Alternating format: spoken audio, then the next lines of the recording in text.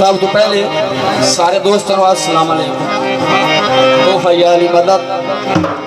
मैं बहुत शुक्रगुजार हूँ उस्ताद शौकत अली खान साहब उनके नाल मेरे जिन्ने भाई अकरम साहब उस्ताद जमार साहब सारे बाबा मदद अली साहब दुआवां दे नाल भाई लीला साहब साहिवाल तो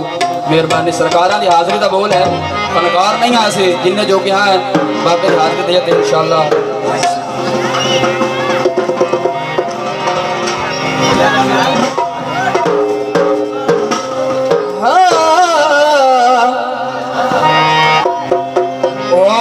पीर वाला तेरिया सिफतां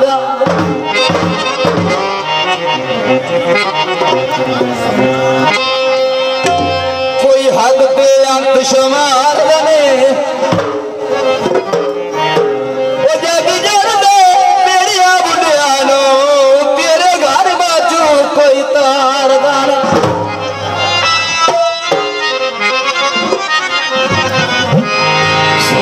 तेरे द्वारे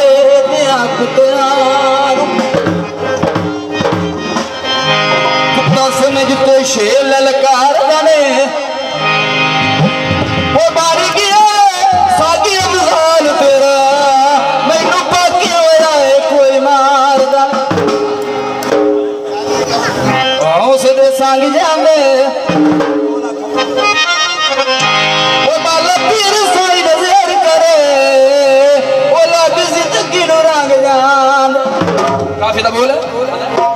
बाकी हसन सोना